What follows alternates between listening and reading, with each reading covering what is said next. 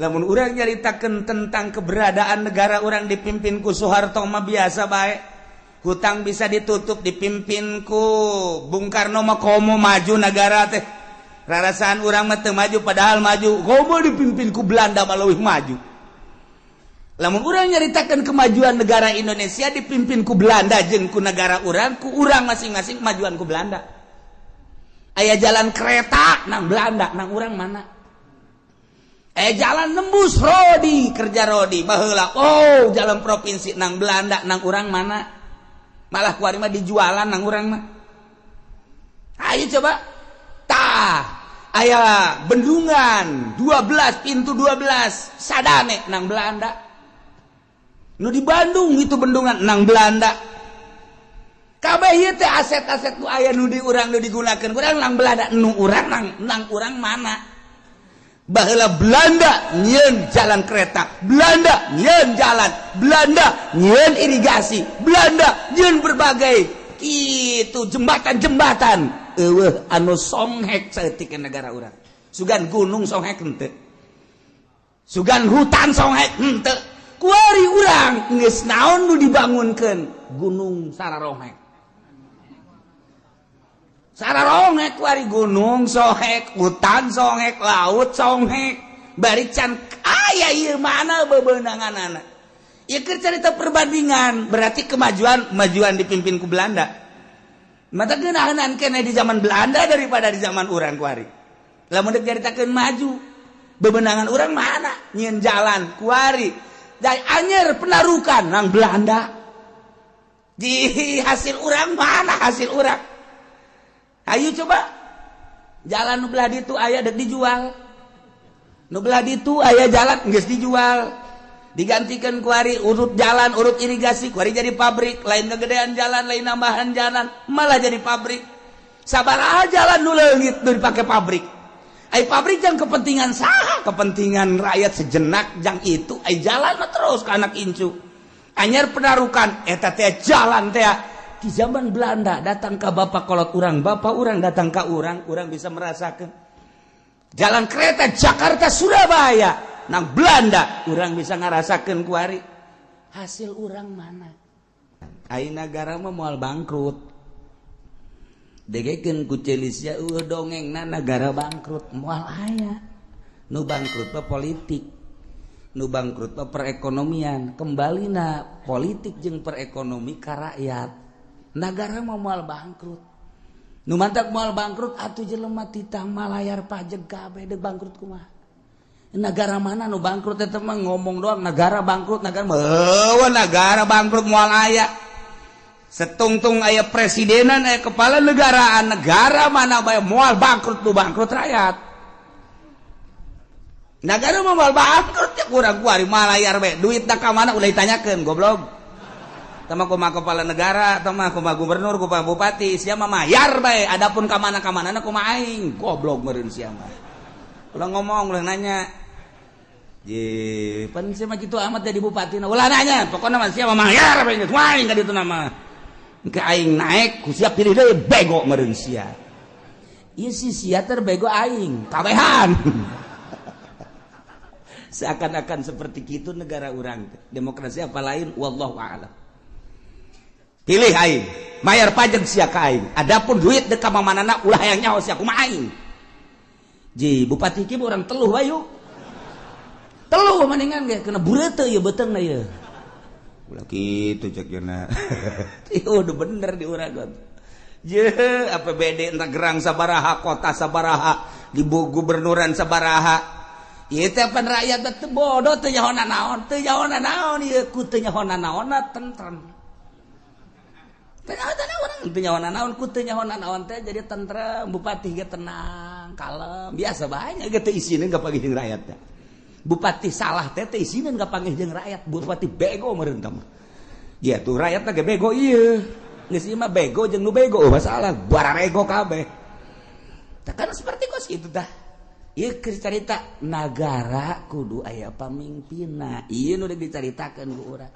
Milih pamimpinna kudu Allahumma ya qadiyal hajat Allahumma ya qadi. ngadirikan pemimpin di negara urang mah negara Republik Indonesia demokrasi tetap kudu aya pemimpin presiden ngaran nu alhamdulillah mimiti Bung Karno kemudian Bung Harto mantas Soeharto sakedeung B.J. Habibie tas Habibie teka caritanya na kuar di mana ayana kuletik meureun teu kanyahoan ganti mantas Habibie ku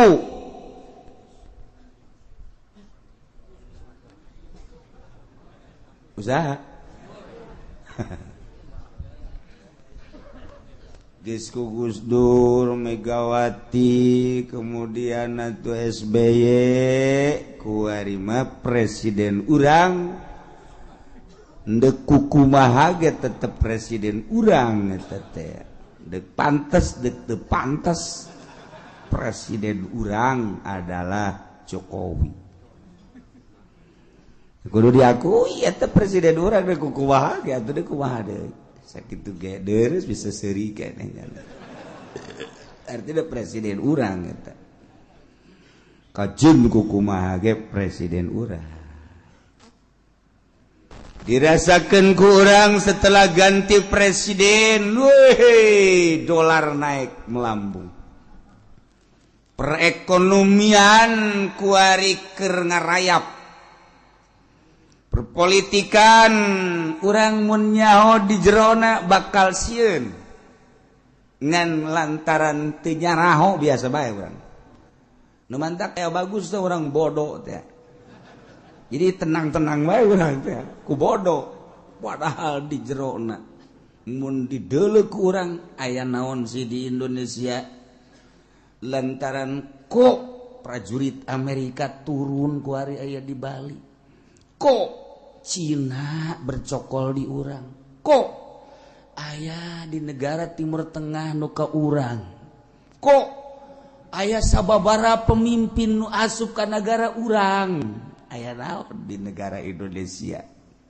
ieu dek dikumahakeun jeung dek dikawanakeunana urang teu nyaho bodoh ngaranna ku bodoh jadi tenang kalem-kalem bae urang bodoh teh atuh salat ge bodoh mah tenang bae Allahu Akbar kumaha tah kumaha lah mun ditanya Allah mah nyahoan ieu beres luhur teh jelema kos kitu eta atuh emang bisa ada sakitu atuh kumaha geus teh diutar diatur deui urang papan salat teh mimiti ngatur caina wuduna ieu bener apa henteu cai sah tah henteu dipake wuduna terus make syarat terus make rukun beres wudu kemudian salat make pakaianana nu kumaha di samping jang nutupan aurat adab-adabanana lantaran ieu teh pan dideuleu ku Allah pantes apa henteu sih menghadap ka Allah model kos kieu aing ieu diperhitungkeun ku urang henteu make lepis los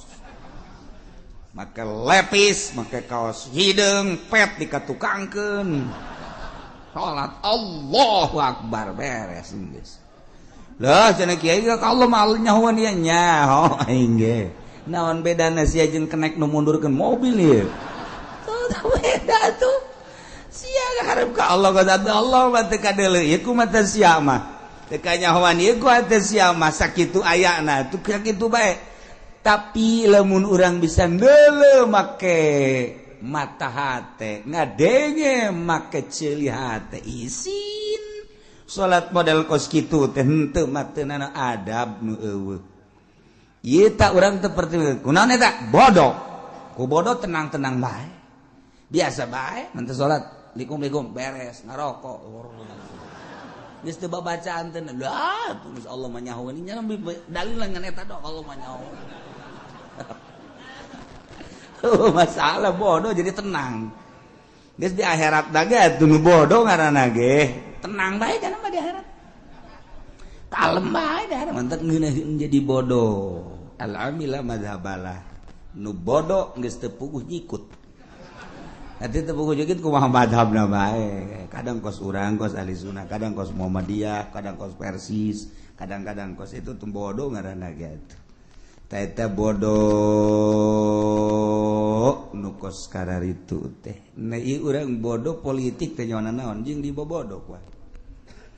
Sakumaha nu kukula dicaritakeun sabenerna teu pas Presiden Jokowi ku ari teh ngan begitu dek diturunkan lain teu mampu babari jasa nurunkan presiden teh gampang jasa sebab dipilih ku rakyat diturunkan ku rakyat ya, ngomong mas kecil babari mah di negara demokrasi mah ada kekuatan terhadap rakyat cuman yang gantina saha jang gantina saha ieu lalu hese teh cakula ge di bulan Rewah di bulan Rajab nyaritakeun jang ganti oh cenah ambalayak kiai siapa nelena sasa urang hartina hese jang ganti teh cokot partai Golkar teh solid lantaran Golkar teh kabagi-bagi lamun naik tuh nu ieu ngamuk naik ti nu ieu ngamuk teh solid ngaranna patut teh jadi presiden teh bisa kos kitu sok kudu diterangkeun bae aing jadi dosen sakedeung ieu lah ngaranna eta para raham aya nu ngomong mana cenah ganti nu jelobak kiai cecek kieu ganti sia mah teu paham politik. Cokot ku ari di petilu acak-acakan. Cokot di berbagai partai, padahal teh kudu boga partaina acak-acakan teu solid boro-boro partai nu lain, partainya nana ge acak-acakan teu kumaha bisa ngagantianana. Tuh aya jelema pinter jasa kuari di luhur aya teu boga partai peot jasa leutik jelema pinter eta keur dipermasalahkeun kuari siapa apa henteu nyanana jadi presiden siapa teu leutik jelema kuru leuwih kuru tibatan Jokowi atuh nu aya ge teu pantes ngomong eta meureun nah kuari dek dirapihan lantaran eueuh nu solid partai. Berarti kan aya nu main nu jago di Indonesia nu ngacak-ngacak partai geus diperhitungkeun gunyana lamun ieu partai solid engke bakal ngehajar diacak-acak heula gunyana sehingga eueuh partai nu solid hese jang ngagantianana kos gitulah seputar negara eta kakarak global encan mun dirinci tek Wari urang nyaritakeun tokohna ti Golkar ieu petilu di babari nyaritakeun kos kitu. Sapira Indonesia aja jelema rek kahitung tek teh hese-hese tuh hese babari. Cuman iyalah keberadaan urang kos kieu hese kasolidanan. Maka wallahu alam tinggal ditunggu 2 bulan deui. Lamun 2 bulan ieu rapi insyaallah lanjut. Mun 2 bulan ieu terapi wallahu a'lam bissawab. Bisa assalamualaikum warahmatullahi assalamualaikum warahmatullahi. Kari keur diurusan ku wae. Sebab naon perekonomianna mungsrut wae. Tailah lamun negara ekonomi teu jalan atau politik ge teu jalan. Ai negara mah moal bangkrut. Degekeun ku Celisia dongengna negara bangkrut moal aya nu bangkrut mah politik nu bangkrut mah perekonomian kembalina politik jeung perekonomi ka rakyat negara mah moal bangkrut nu mantap moal bangkrut atuh jelema titah malayar pajeg kabeh deuk bangkrut kumaha negara mana nu bangkrut eta mah ngomong doang negara bangkrut negara bangkrut moal aya setungtung aya presidenan aya kepala negaraan negara mana bae moal bangkrut nu bangkrut rakyat negara moal bangkrut ya kurang kuari malayar bae duit da ka mana ulah ditanyakeun goblok tama kumaha kepala negara tama kumaha gubernur kumaha bupati sia mah mayar bae adapun ka mana-na kumaha aing goblok meureun sia mah ulah ngomong ulah nanya je pan sia mah kitu amat jadi bupatina ulah nanya pokona mah sia mah mayar bae geus wae ka ditu nama ke aing naik ku siap pilih deui bego meureun sia ieu si sia teh bego aing kabehan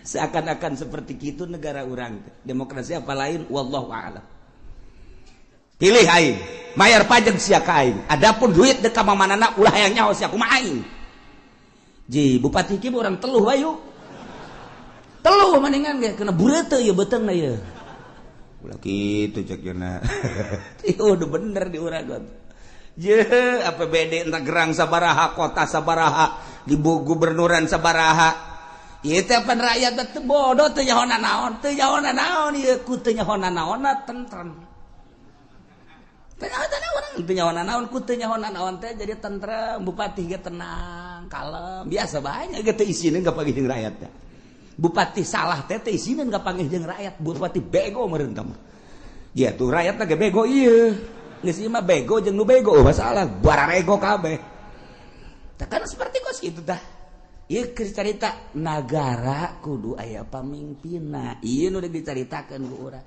milih pamimpinna kudu make syarat 10 hiji syaratna jadi presiden jadi gubernur jadi bupati teh kudu musliman agama Islam nomor kedua mukallafan kudu mukallaf ulah edan ulah budak leutik tilu huron kudu merdeka ulah abid opat zakaron kudu lalaki ulah cewek 5 kudu bangsa Koresian eta teh hartina mah nu boga pemikiran nu kuat nomor kagenep ka7 kagenep adlan kudu nu adil boga pertimbangan secara syar'i nomor ka8 nomor ka7 mujtahidan kudu anu mantap ijtihadna otakna brilian nomor ka8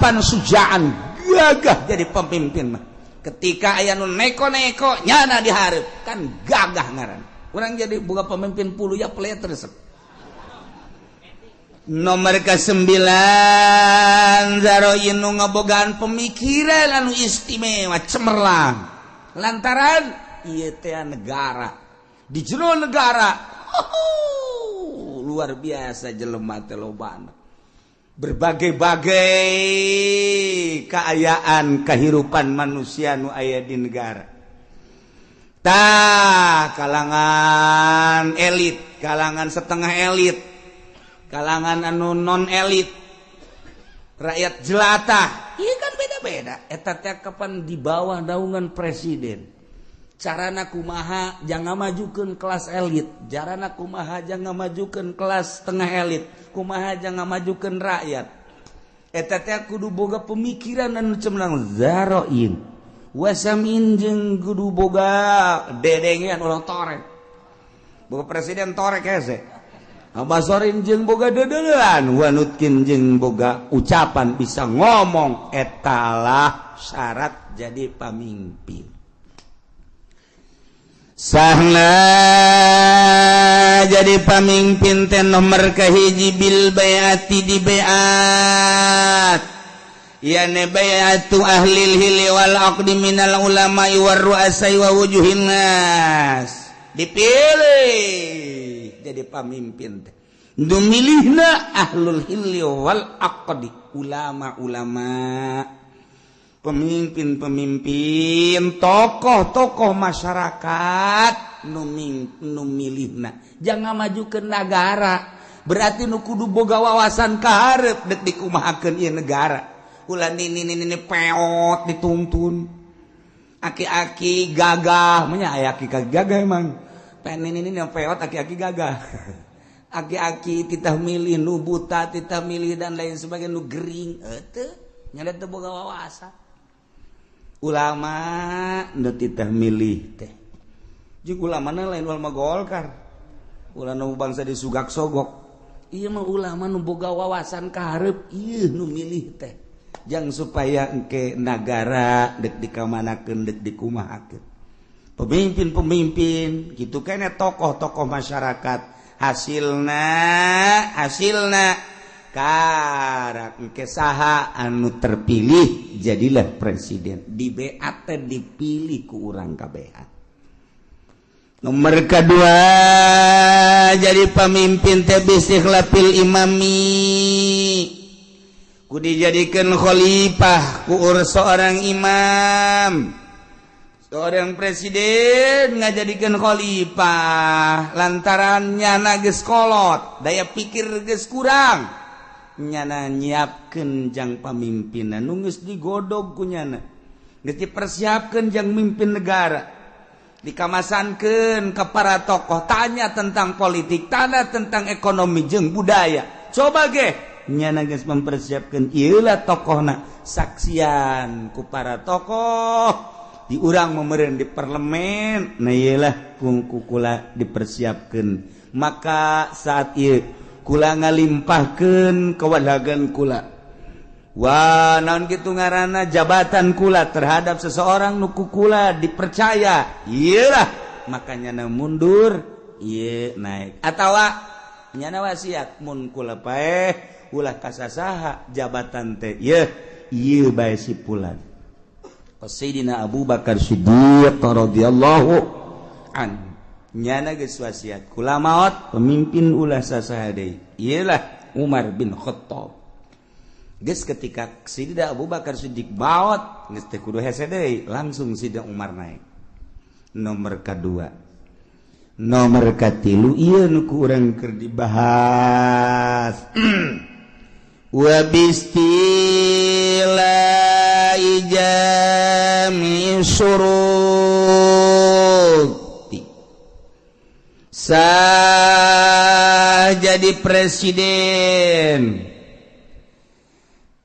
bistila'i jami syurut ku ngalindih kana sakabeh pirang-pirang persyaratan syarat nu 10 aya di Kizaid sementara presiden nu aya kurang ngalaksanakeun persyaratan atau kurang persyaratan tinu 10 andai kata presiden terpilih teh jelema nama muslim jelema nama mukallaf jelema nama merdeka jelema nama lalaki ngan ternyata tina 10 ternyata ra'yuna nu kurang cemerlang ketika ditanya tentang bagaimana perekonomian di negara urang nyana teu ngabogaan wawasan jangan majukan perekonomian di negara eta sementara aya batur nu hebat Khalid misalna anu nyana siap untuk mengatur tentang perekonomian jeung perpolitikan dibandingkan nu terpilih jeung nu ieu hebatan nu ieu nyana ngayakeun kukumpulan mun di urang mah eta demonstrasi teh melalui kekuatan rakyat nu jadi ujung tombakna adalah mahasiswa untuk digulingkan presiden terpilih lantaran geus mempersiapkeun calon presiden nu leuwih hebat istilah ngaran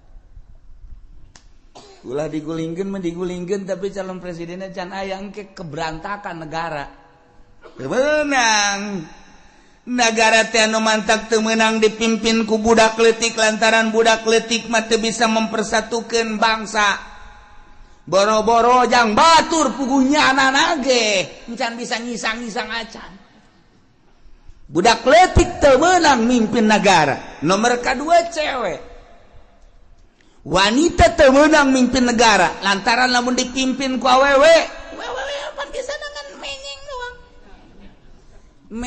menyeng teh ceuriknya nama boro-boro ku rakyat boro-boro desakan-desakan manusia kakarakti salakina bae nya geus bisa ngajawab salakina marah haju bae manyun bae henteu memecahkan permasalahan awewe mah ceurik ngaguling brek beres sakitu doang manya nu kos kitu deuk mimpin negara deuk kumaha lakona karakter wanita nu mantak teh karakter wanita mah kos kitu nu mantak teu meunang jadi pamimpin acak-acakan negara ketika negara orang dipimpin ku Megawati orang mah bodoh teh nyaho naon padahal nu coplok ieu sabaraha pulau aset negara nu coplok sabaraha lantaran orang mah bodoh biasa-biasa bae kalem-kalem bae mun urang menelusuri ka jerona masyaallah aset negara sabaraha anu acak-acakan jeung nu beak pulau sabaraha nu dijual urang mah teu nyaho lantaran bodoh kos kieu lah eta lah wanita Lamun urang nyaritakeun tentang keberadaan negara urang dipimpin ku Soeharto mah biasa bae. Hutang bisa ditutup dipimpin ku Bung Karno mah komo maju negara teh. Rarasaan urang mah teu maju padahal maju. Komo dipimpin ku Belanda mah leuwih maju. Lamun urang nyaritakeun kemajuan negara Indonesia dipimpin ku Belanda jeung ku negara urang, ku urang masing-masing kemajuan ku Belanda. Aya jalan kereta nang Belanda, nang urang mana? Jalan nembus Rodi, kerja Rodi baheula. Oh, jalan provinsi nang Belanda, nang urang mana? Malah kuari mah dijualan nang urang mah. Ayo coba. Tah, aya bendungan 12 pintu 12 sadane nang Belanda. Nu di Bandung itu bendungan nang Belanda. Kabeh ieu teh aset-aset nu aya nu di urang nu digunakeun urang nang Belanda, nu urang nang urang mana? Baheula Belanda nyieun jalan kereta, Belanda nyieun jalan, Belanda nyieun irigasi, Belanda nyieun berbagai kitu jembatan-jembatan eueuh anu songhek saeutik negara urang. Sugan gunung songhek henteu. Sugan hutan songhek henteu. Kuari urang geus naon nu dibangunkeun? Gunung Sararohek. Sararohek kuari gunung sohek, hutan sohek, laut sohek, bari can aya ieu mana bebeunanganana. Ieu keur carita perbandingan, berarti kemajuan dipimpin ku Belanda. Mata geunaheun keneh di zaman Belanda daripada di zaman urang kuari. Lamun dicaritakeun maju, bebeunangan urang mana? Nyieun jalan kuari. Jai anyer penarukan nang Belanda. Di hasil urang mana hasil urang? Ayo coba jalan nu belah ditu aya dek dijual. Nu belah ditu aya jalan geus dijual. Digantikeun kuari urut jalan, urut irigasi, kuari jadi pabrik, lain kegedean jalan, lain nambahan jalan, malah jadi pabrik. Sabaraha jalan nu leungit nu dipake pabrik. Ai pabrik jang kepentingan saha? Kepentingan rakyat sejenak jang itu ai jalan mah terus ka anak incu. Anyar penarukan eta teh jalan teh di zaman Belanda datang ke bapak kolot urang, bapak urang datang ke urang bisa merasakan jalan kereta Jakarta Surabaya nang Belanda, urang bisa ngarasakeun kuari hasil urang mana. Urang lamun keur carita perbandingan jih oge nya kieu maning bikeun di ka Belanda tangkorak sia baru. Baheula ge urang merdeka hayang kan ieu geus si kemerdekaanna teu mampu. Mampu orang teh. Nah, urang mah sararohek. Toh, lamun urang nyaritakeun tentang perjuangan bapak kolot urang baheula. Muringkat bulu urang. Bung Karno, bapak kolot urang ditahan, disiksa, diseret. Eta teh memperjuangkeun bangsa jeung negara. Hayang hengkang Belanda ti negara urang. 3 abad setengah ngajajah urang.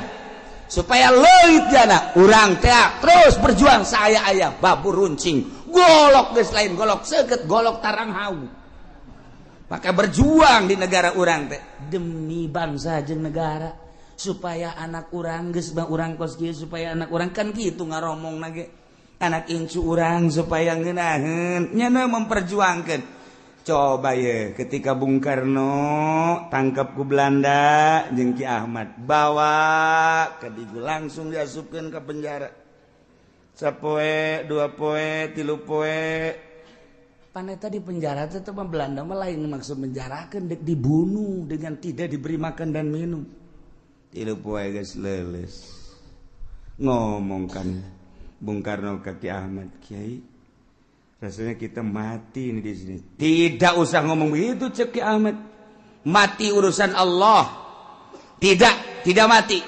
Kalau nyawa kita masih ada di badan kita, kita tidak mati. Aduh. Bisa ada Ki Ahmad. Enggak usah takut. Ada Allah. Bung Karno, Allah itu benar ada. Tetapi kita tetap kalau tidak makan dan minum mati. Pertolongan Allah akan datang. Tenang. Ceki Ahmad, innallaha ma'ana. Kaopat poe geus kicep doa. Atuh teu dahar teu nginum pan? Kicep. Kiai, saatnya kita mati kan.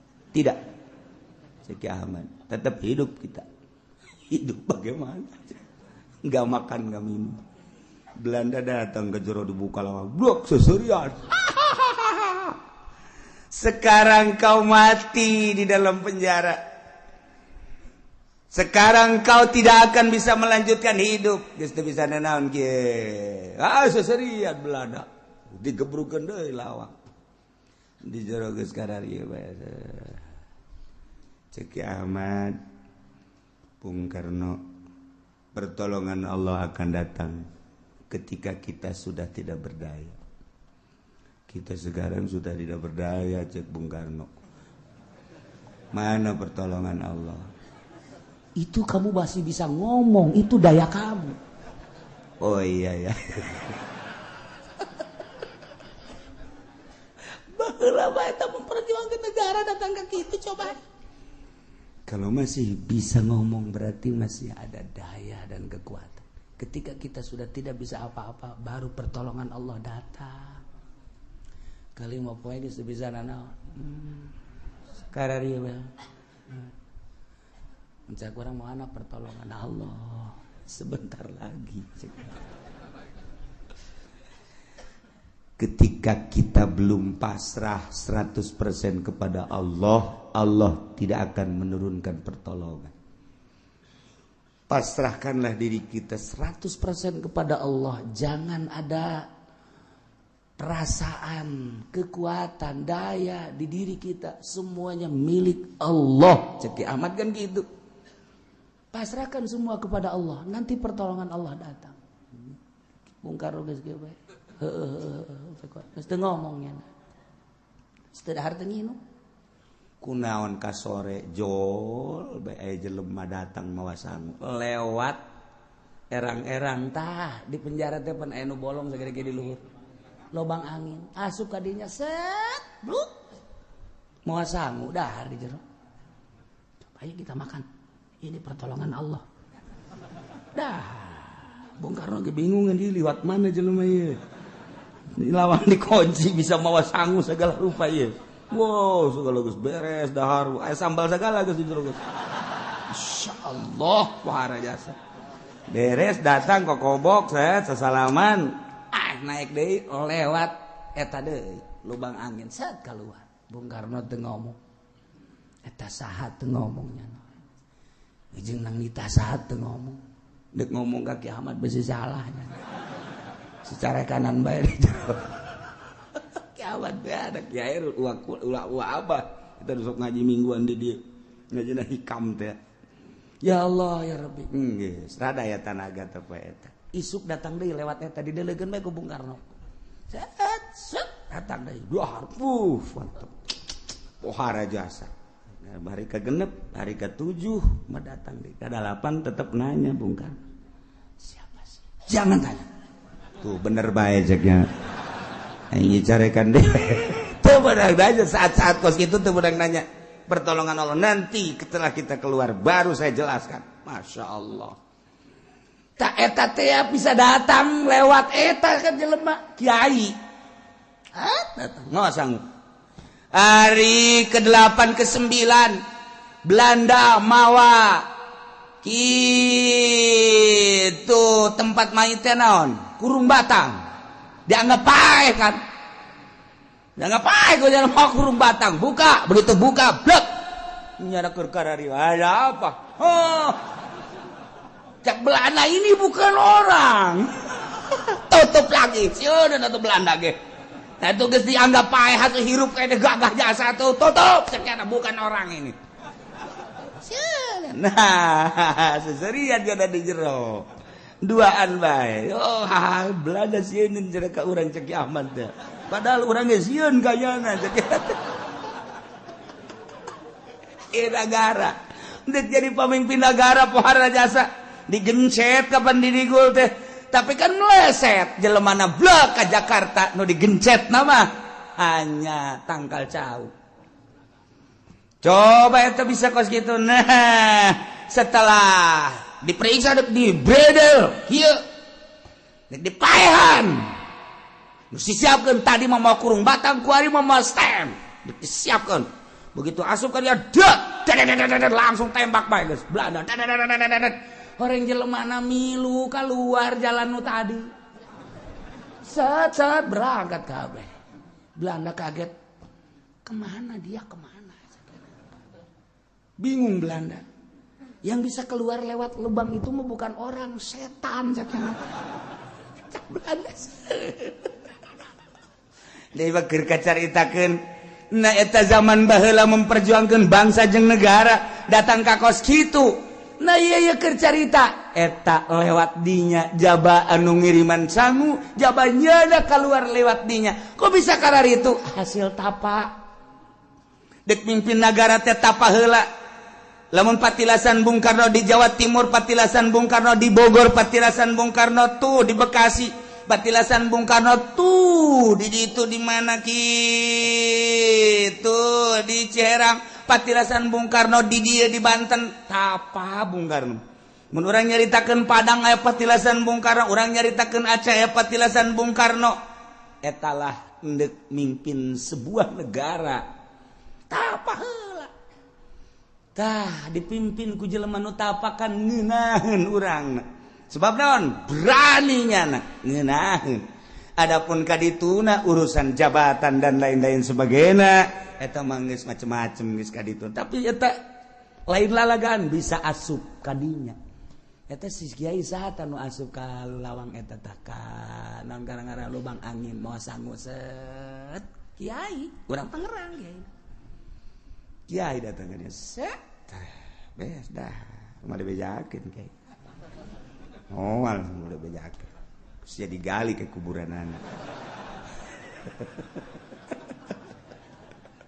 takut itu kan wahara mimpin negara teh lain lalagaan satu suara teu bisa dibobodoh atletik mah sakumaha urang teu bisa dibobodohna ketika Saddam Hussein kamari gerak ku ajeun tinggi ulah-ulah ge simpati bangsa simpati manusia umat sadunia simpati kabeh moal pati-pati simpati lamun di jero benak katena henteu aya kemurnian moal aya seluruh lapisan boh kafir boh muslim simpati terutama mukmin simpati ka Saddam Hussein bari di jero nagara mah aya anu ngalecehkeun ka Saddam Hussein tapi tetep baik kesimpatian teh teu bisa dibeli lantaran di jero na aya mutiara sakumaha simpatina bangsa Indonesia ka Bung Karno lain di Indonesia bae Jepang simpati ka Bung Karno Arab simpati ka Bung Karno bahkan titi mangsa Bung Karno teh ya mun urang ke Mekah atuh aya di Arfah aya titi mangsa Bung Karno di tempat Sa'i aya titi mangsa Bung Karno di Baitullah aya titi mangsa Bung Karno lain jelema leutik berarti lamun urang nyaritakeun tentang keistimewaan Bung Karno ketika ke Afghanistan anu nganyahokeun makom Imam Bukhari secara mendunia Bung Karno jehe lain lalagaan tak orang lamun nyaritakeun sejarah ngan teu dipuat aneh nu dipuatna hanya nu nakal-nakalna bae cinta wanita lah nu dipuat teh tentang KPKI-an lah nu dipuatna kepositifadana negara jadi merdeka hanya sakitu bae lain-lainna teu pernah dibuat ketika Bung Karno diundang ke Afghanistan gideg Bung Karno karena dibutuhkan wawasan Bung Karno di Afghanistan Soviet maka Bung Karno siap yang penting tolong carikan dulu makom Imam Bukhari di mana setelah ada nanti saya ke sana atuh pansanagara neangan makom Imam Bukhari begitu datang kan itu salah cek ngecet Bung Karno bukan itu makam Imam Bukhari mah yang ini nunuduhkeun Bung Karno lain jelema leutik Bung Karno teh nu mantek mun nyaritakeun Bung Karno moal anggeus-anggeus dijore-jore Bung Karno simpati bangsa jeung negara tetep bae di PKI di lain bae cek ate lain bae eta mah sekadar sebuah sejarah anu bisa diplesetkan hate leutik bangsa tetap lain Bung Karno seorang waliullah hese dek ngaleungitkeun ka gorengan dek ngaleungitkeun kabagusan Bung Karno supaya jore teh hese sakumaha hesena urang dek kabaguskeun Pak Harto hese bae kumaha meureun eta mah kumaha meureun kajen di bagus-bagus ge teu daek bagus bae hese bae lain kaayaan buktina tapi di jero benak hatena anu padahal di akhir nama Pak Harto ge bagus di akhir nama yang sepanjangnya ngajawab teu bagus saja detik-detik terakhir nu rada bagus teh rencanana tuh Gus Dur dijore-jore eta tetep bae nu kamari anti Gus Dur nu kamari ngajorekeun Gus Dur nu kamari buta Gus Dur kuari mawaan zarah nyana nu untung nu kamari ngaula-ula ngang buta je Gus Dur ya kuari yuk kita zarah yuk gesan je tolol teh jelema teu bisa dibobodoh artina hate leutik namanya nyana ge ngabuta-buta ge eta mah ngan sakadar muatan gan sakadar aya kepentingan ketika berbicara dari hati nurani nyana ge mengakui atuh boro-boro di dalam negeri luar negeri di Amerika sorangan mengakui keistimewaan Gus Dur di Jepang di Arab di berbagai di Mesir jeung di Baghdad mah atuh ngaistimewakeun ka Gus Dur adapun jelema nu ekstrim atuh sepanjang masa kitu bae mantek urang kuari-kuari mung magahan ngaji ulah dianggap bahwa ka urang teh haju manut kabeh ka urang nurun kabeh bisa tukangeun malobaan kenana tersebut biasa bae atuh antepkeun ke kanyahoana mah jadi akhirat ieu tuh urang mah urang bae ngaji bae hayu nu ngomongkeun nu nyaci maki nu anu emang teu kadenge ku ceul aing teh kadenge atuh kajen ke buktikeun di akhirat je parangsana tah atuh hayu bae urang ngaji bae geus pokona mah Masya Allah kurang lamun nyaritakeun kaagungan Allah ketika Kangjeng Nabi diangkat jadi Rasul eta teh dulur-dulur nama anti ka Kangjeng Nabi tatangga nama anti tapi urang jauh mah urang Madinah nyambut kana karasulan Kangjeng Nabi lamun urang nyaritakeun kuari atuh sarua bae kuari teh jelema nu simpati ka dieu bae ka pengajian ulah kakulana ka pengajianana nu ti Serang tu Pandeglang ti Jakarta Bogor nu ti Tasikmalaya aya anu ti seberang sagala tapi di sekitar nama biasa ngajebian atuh masalah masalah atuh nyana-nyana urang-urang engke kanyahoan mah jadi akhirat ieu jahat leutik namanya ge ceuri emang teh ceuri kata leutik mah kok ku nyana henteu milu aya muatan di jerona ego di jerona antepkeun rugi-rugi nyana untung nyana urang mah ngaji bae jangan ngajina ge lain hayang maca kitab ieu mah lain ya hese macik mah hese nekna itu imah ngawuduk we pokona mah geus titik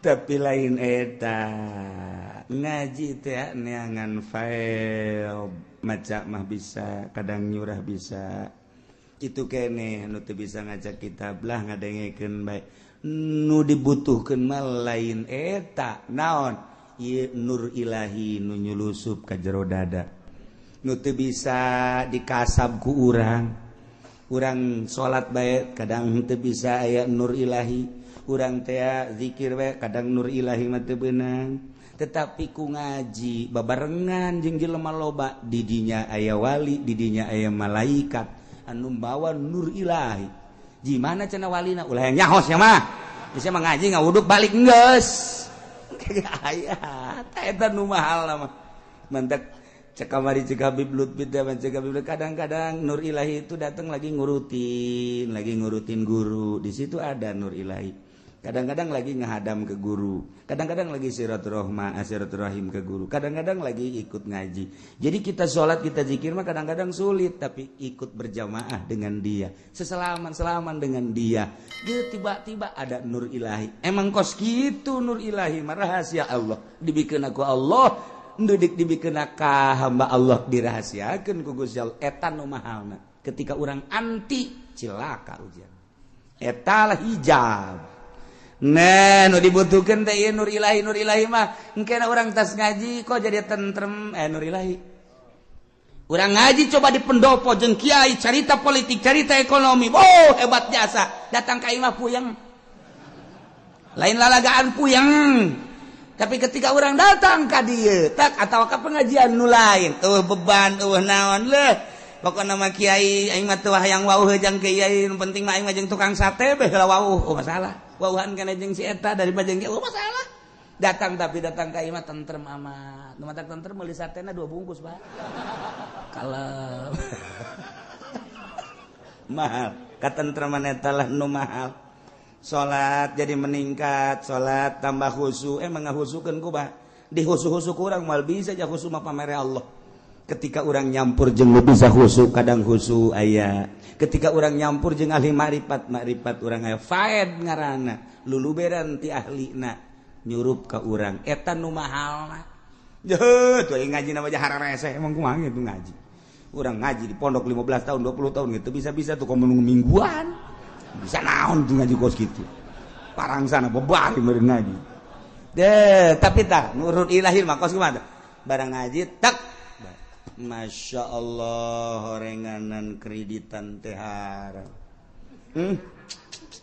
aing lamun isuk paeh berarti ninggalkeun hutang sedangkeun lamun aing paeh boga hutang roh mal bisa ngajawab kape di jero kuburanan timbullah nyulusup nur ilahi set mun aing isuk paeh kumaha tuh rugi amat. Hanya sebuah mobil Avanza, hanya sebuah mobil Kijang anu ku urang dinikmati nangan sakadar sakit tapi di jero kuburan nu bakar berhadapan jeung Allah urang kaput tanda bahwa urang teu bagus. Doh, balik ngaji bebe ja ka pamajikanna. Neng. Jah urang ngridit teu bagus ja kadenge ku Neng. Urang ngridit teh jadi yuk. Ai kakak kumaha sih? Mantak ya kakak ngomong kan Neng maning jual apa maning kredit nyoba kan Neng. Oh ay kakak mah geus dahayan Kak atuh ulah dijual kieu bae ieu mah bereskeun aju urang meuli deui. Oh jadi dua nu ieu bereskeun aju urang meuli deui anu ulah kredit anu cash gantung mah ieu beung kakak. Puguh hiji ge ngap-ngapan ya kakak. Musyawarah lah orang eta ngaran Nur Ilahi asup musyawarah Nur Ilahi ngaranna tuh jelema geus berdeposito bae di bank lain teu ngadengekeun ngajinya di mamana di radio ngadenge di televisi ngadenge terus di kiai-kiai modern ngadenge bahwa eta teh halal tanggung jawab malah anu tanggung jawab segala di akhirat. Pokoknya ketika berhadapan dengan Allah, saya tanggung jawab. Ceknya nanti saya usulkan kepada Allah. Terus bapak kolot nabet Allah.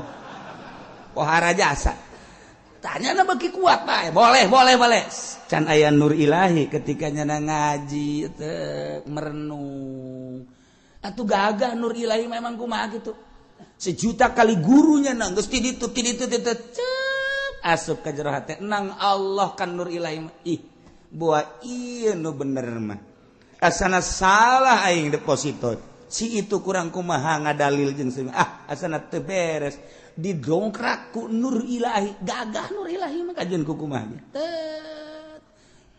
gesanlah depositona sieun kadengekeun ku kiai tulah jangan takut enggak lah saya pokoknya mau udahan aja Nur Ilahi lamun geus nancep ka dieu boleh lalagahan nu mantap kiai wani hudang jam hiji aju mandi aju ngalawudu aju salat padahal mah tunduh aya naonan aya Nur Ilahian ente mah Nur Ilahian barang neuleuh jam hiji simbut di ka dieu bedana aya Nur Ilahi jauhan geus kitu mah ulah hese-hese ge bae lah cenah jam 2 mah rada deukeut ka subuh hudang jam 2 ke bae 2:30 tolol da coba diengke-engke bae kunya na ge engke naon eta Nur Ilahian ai kiai nu hudang teu penting mandi wudu salat ko berani padahal mah tunduh aya Nur Ilahian gagah Nur Ilahian emang kumaha gitu nyulusup ka jero hate nu kadeuleu hanya Allah alam akhirat nu kadeuleu ngeunah naon sih di alam dunia ja urang geus hees bae ti leuleut tetangga kuari mah nya dek diteruskeun bae tolol-tolol teuing si awak ja ti baheula hees bae urang ja kieu-kieu bae perubahan amat isi awak teh tah ai eueuh Nur Ilahian mah tetep bae lonceng tinggal lonceng malah mah bel beker teh dikeriningkeun tah hudang dipencet teh badeng sia padahal mah nang nyana blonte nang nyana yang hudang jam 1:30 nang nyana supaya ngerining diteuleun dicelik hudang 1:30 goblok gadeng sia SD Nur Ilahian mah capek kajeun kuku lagi hese berat tapi aya Nur Ilahian kadang-kadang meweh beker hudang teh sudang teh lah di deuleu oh can waktuna pareman geus digandeng geus nyanana mah udang eta ya Nur Ilahian pokona mun aya Nur Ilahian mah geus moal kabetrak ka jeung kumaha ge kejencak orang capek-capean atuh henteu bae nyulusup ke jero teh urang emang nur ilayan aya urang ge kahijab lantaran Allah nyieun kangjeng nur Allah ieu mah keur carita sompralna ya Jabir hei Jabir awwalu ma khalaqallah pangheulana nu diamel ku Allah ismi min nurillah awak kula tina cahaya Allah. Jabir, pangheulana didamel awak kula ku Gusti Allah tidak nur Allah. Ya, cek Kangjeng Nabi. Kakarak dirinya summa. Kadituna karak marane ti nur kula. Jadi urang kabehan aya nur Kangjeng Nabian. Dek kafir dek mukmin kabeh ti nur Kangjeng Nabi.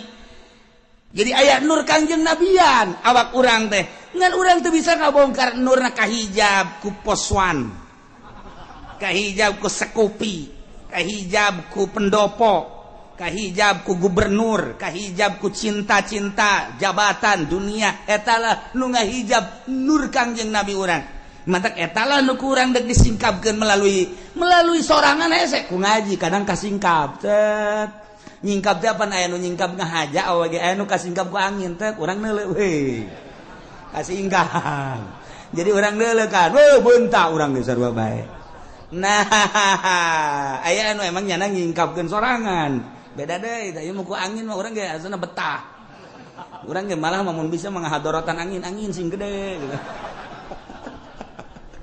eta kasingkap ku angin karena ngongkong.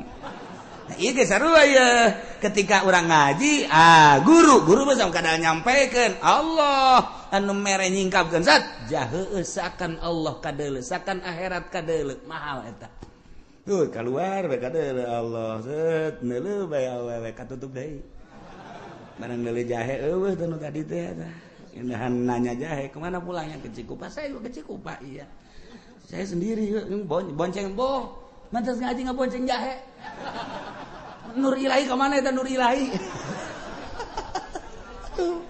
tebareres jelema iku mah nyaritakeun doang emang anu kitu kulo loba omong pokona mah kitu bae geus pokona mah cak anu ngabonceng sial teh kieu nyahoman ulah loba omong asana anu bebeja anu bebeja ulah sok sieun anu bebeja teruskeun bae engke asana nya minggu haleup moal ngaji terus anu nitas ya ngaji ka dieu ngita henteu nah wabistilah ijabi surut jadi membawai menguasai ngalindih kana sakabeh persyaratan nyana bisa ngagantian presiden nu katilu bisa jadi pemimpin teh ku ngalindih ngelehkeun nu jadi pemimpin lantaran pemimpin kurang memenuhi syarat atau teu ngalaksanakeun kana persyaratan-persyaratan kepemimpinan nyana siapeun disleding ku nyana bikorin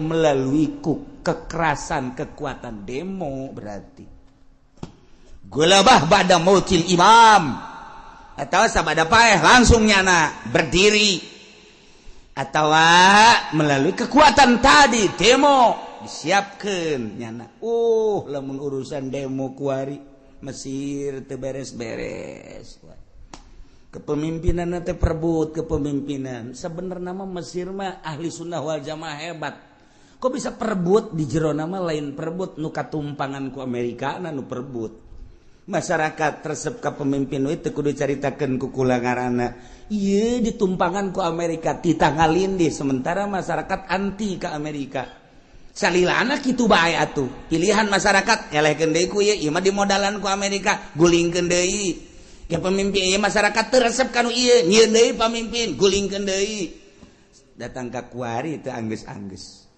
kuari aman melalui serangan ISIS masyaallah terus-terusan ISIS hayang menguasai dunia terus asup deui kuari ka ditu ka naon kitu ka Turki ISIS geus dipersiapkeun deuk asup ka urang. Ka Indonesia ISIS teh geus asup, geus aya mata-mata. Agen ISIS di Indonesia teh geus aya. Nu kamari mah dicaritakeun eueuh, kuari mah geus aya. Waktu kerame-rame agen ISIS di Indonesia encan aya, kuari mah geus aya. Mantak dicoba melalui Papua, belum ISIS neuk ngamuk.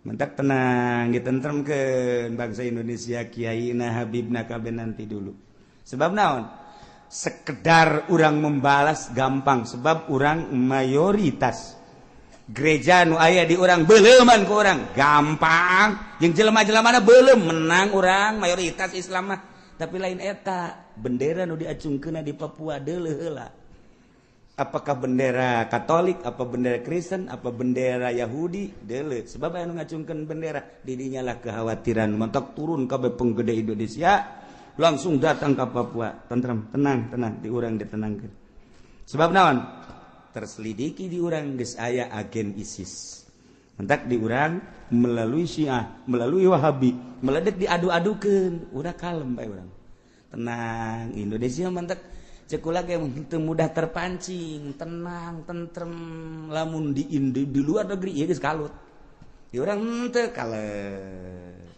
tenang sebab di urang mah naranya kene ka kiai lamun geus kiai serang geus teh mah teu nyawa hitut tau eta di urang wakos kitu we lamun cak kiai ulah tuh geus teh narurut kene di urang mah ka kiai sakitu kiaina ge bloon sebenarnya mah kita luturkeun bae masalah nah ieu tentrem di urang alhamdulillahirabbil alamin teu terpancing saat ieu urang teh ieu teh geus 2 tahun di negara Indonesia dipancing tak supaya kalut tetap ente aya ge letik saeutik waktu kabari di Jawa Timur letik ditentremkeun akhirna aya deui letik di Madura letik ulah merambat letik dianggapna henteu menyeluruh ieu nu digede-gedekeun tadina di Papua mah sebab aya bendera nu ngacung anu bakal ditukar maena oh berarti teu kudu atuh geus mantak warit tenang deh mantak kalem di Indonesia ngeunaheun urang mah geus masalah bae geus kalem sok-sok ngaluarkeun motor ngaji balik kes danya boga duit teu boga duit geus tenang bae sakitu gitu boga duit tenang ngomong boga duit geus kalem bae nyaritakeun ieu presiden urang ulah ngomong presiden geus pokona urang mah urang bae eta kos kitu teh ngeunaheun doang kalem tentrem ieu katilu bisa jadi pemimpin bistilah syaksin mutagallib alal imamah jamil syurut nah kumaha lamun jelema pasek dek mimpin di Indonesia jelema bodoh dek mimpin di Indonesia khususna umumna di negara seorang pasek dek mimpin negara seorang bodoh dek mimpin negara atawa nya paseknya bodoh dek jadi presiden wah mantepnya saya ini pasek edinya na bodoh edinya na dek mimpin negara kumaha wa kadza fasikun wa jahilun fil asaq gitu keneh jelema pasek jelema bodoh pasek bodoh kemudian nyana dek mimpin negara ieu adalah dicoba ku Gusti Allah ketika sebuah negara pemimpinannya paseknya bodoh berarti coba lantaran pasti negara jadi preman sebab pemimpinannya paseknya bodoh gustinya hun kajujur jeung adil ieu adalah cocoba jang rakyatna di jerona aya kiai di jerona aya ustad di jerona aya pemerintah nu jujur jeung nu adil di jerona aya nu hayang ngabajukeun negara tapi ternyata orang nu terpilih teh anu pasek jeung bodoh sebuah cobaan ka bangsa jeung negara sebuah cobaan jang rakyat cara menghadapi kepala negara nu kos kitu kudu kumaha geus diatur ku syara masyaallah geus rapi sak nurut urang wajib ka manehanana selamat bertentangan jeung agama ketika bertentangan jeung agama salamatkeun agama urang nu bisa disalamatkeun nu teu bisa disalamatkeun berarti urang kudu manut ka nyana keun tanggung jawab di akhirat urang mah nyanggakeun sadaya-daya bae urang jadi rakyat urang mah jadi rakyat kos kitu bae geus nah ieu ketika seorang fasik ketika seorang bodoh memimpin lantaran nyana jadi bodyguard ngelekeun ngalindi dengan kejahatan nyana dengan kegagahan nyana sehingga nyana bisa jadi kepala negara tetap sah-sah bae jadi kepala negara nah urang sebagai rakyat keur dicoba ku Allah boga kepala negara model kos kitu manut nu bisa urang teu milu nu bakal terjadi fitnah keluar orang kira-kira kudu milu baik Masya Allah kan orang mun dicaritakeun kuari loba anu pinter nu jujur jeung nu adil tapi nu terpilihna seperti nu kieu sah bae jadi kepala negara sebab nyana geus kondisikeun silahkan baik walaupun kukumaha ge kumaha nyana bae wa in kana asian sanajan nyana doraka sanajan nyana memaksakeun jadi pemerintah jadi presiden doraka urusan nyana urusan urang tetap sakadar manut kana aturan-aturan nyana urusan agama nu urang bisa keluar ti aturan nyana keluar nu urusan urang bisa nyelindep salametkeun diri urang Masya Allah tah kitulah carita nu mentek ayalah satu pertanyaan lawib tulian nas biwilayati sabiin mumayyizin yarji'u lil uqala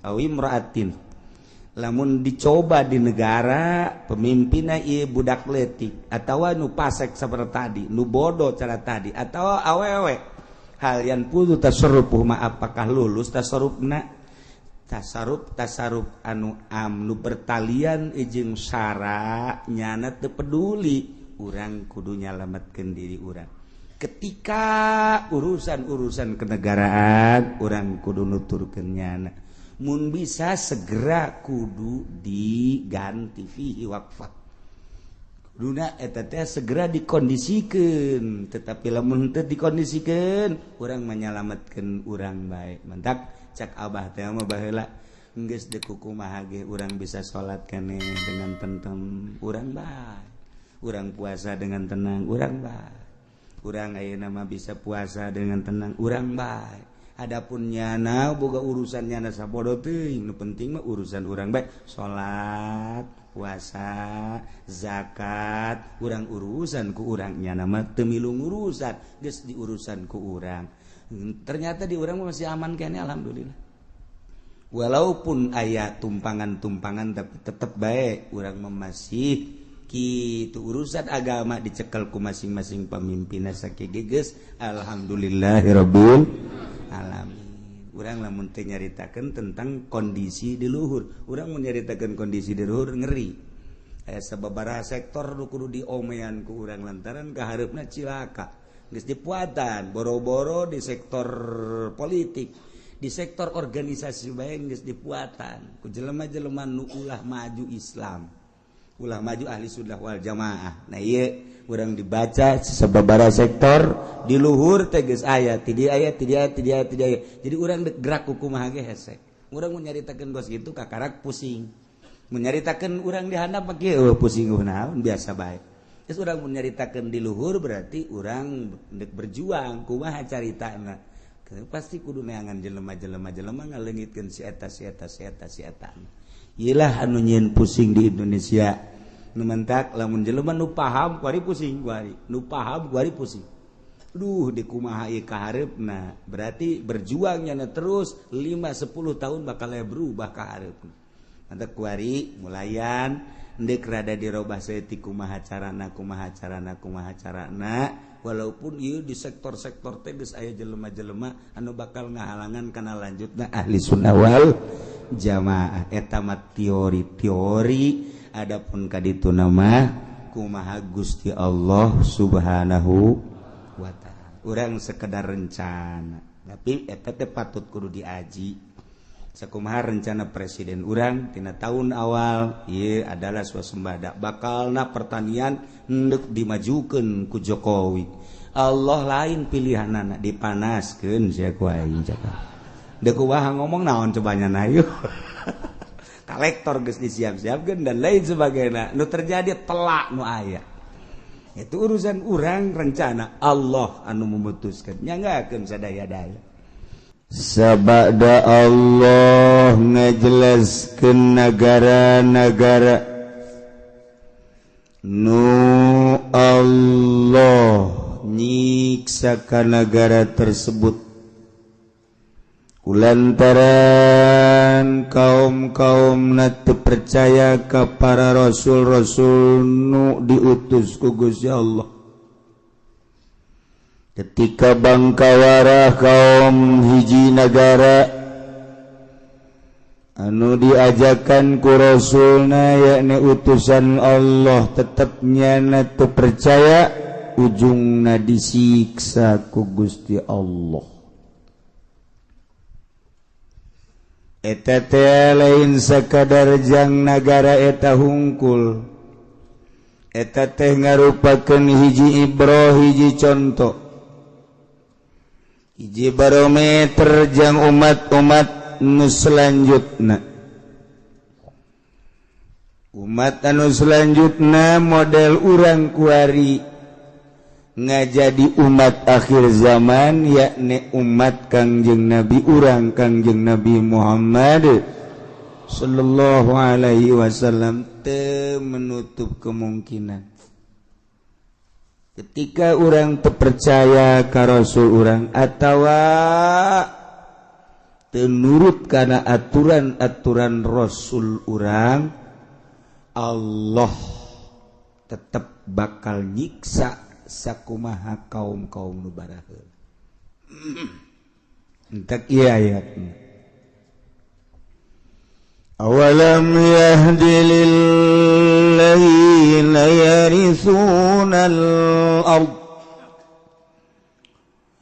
wallahu alam bimaradi awalam yahdi Imam Jalaluddin ngajelaskeun yahdi teh tabayyan berarti ya di tebi mana ya tabayan majaz